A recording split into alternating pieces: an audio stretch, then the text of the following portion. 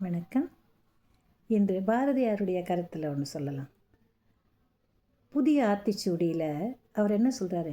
அச்சம் தவிர் அப்படின்னு சொல்லிட்டார். எதற்காக நாம் பயப்பட வேண்டும்? அச்சம் என்றால் பயம். நீ எல்லாத்துக்கும் பயப்படக்கூடாது அப்படின்னு சொல்கிறது தப்பு.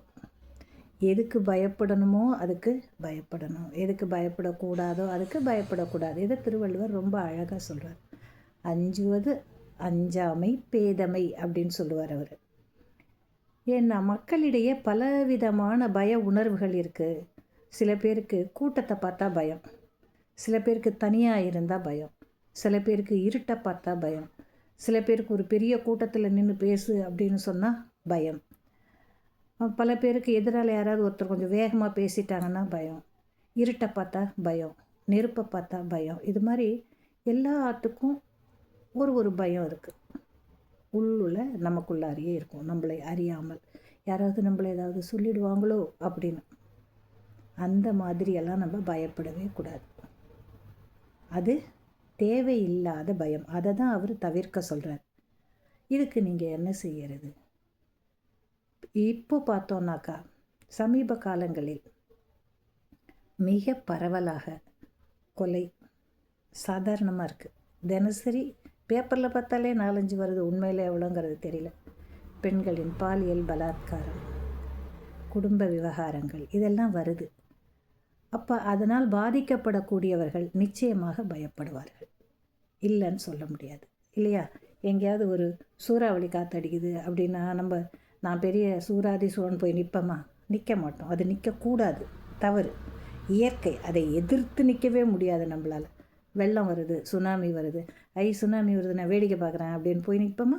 கிடையாது. அது அறிவு சார்ந்த பெருமக்களுக்கு அழகல்ல.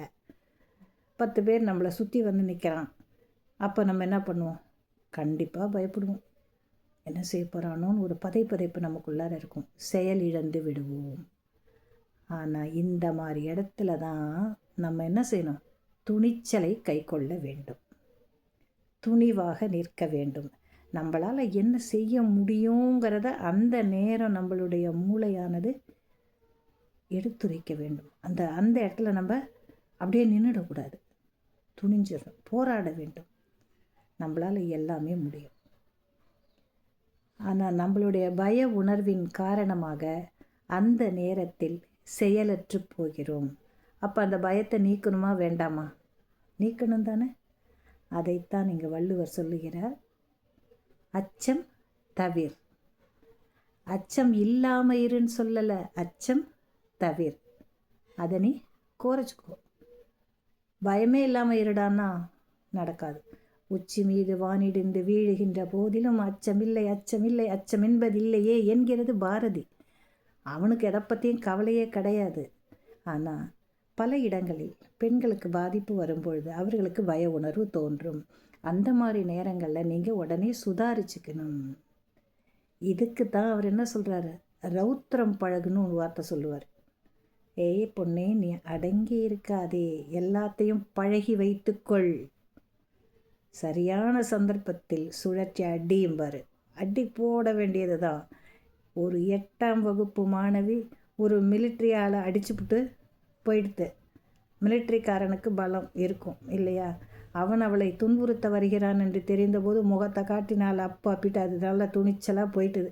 இதெல்லாம் படித்து கூட அதெல்லாம் நாங்கள் செய்ய மாட்டோம், பயந்துக்கிட்டு உட்காந்துட்ருப்போம், எங்களுக்கு எந்த பாதிப்பு வந்தாலும் பரவாயில்ல அப்படின்னு சொல்கிறது மூடத்தனம். பெண்களே, நீங்கள் எந்த அளவுக்கு முன்னேறி இருக்கிறீர்கள் என்பது உங்களுடைய அச்சம் தவிர்த்தலின் தலைப்பாட்டை கொண்டது. அஞ்சுவது அஞ்ச வேண்டும். அப்போதனா என்னன்னா, நாம் சரியாக இருக்கணும். நாங்கள் சொல்கிறோன்னா உங்களுக்கு கோபம் வருது. ஏன் கண்ட நேரத்தில் போகிறீங்கன்னு கேட்குறாங்க, இரவு நேரத்தில் என்ன வேலைன்னு கேட்குறாங்க. நாங்கள் யாரும் உங்களுடைய காதலுக்கோ ஆண் நண்பர்களுக்கோ விரோதிகள் அல்ல.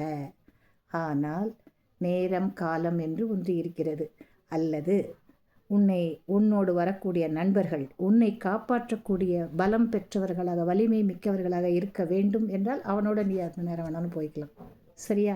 இனி இந்த அச்சம் தவிர என்ற இந்த உணர்வை மனதில் ஏற்றி தைரியத்தை எந்த நாளும் கை கொண்டு துணிச்சலோடு வெற்றி நடை போடுங்கள். வெற்றி உங்களதாகட்டும். நன்றி.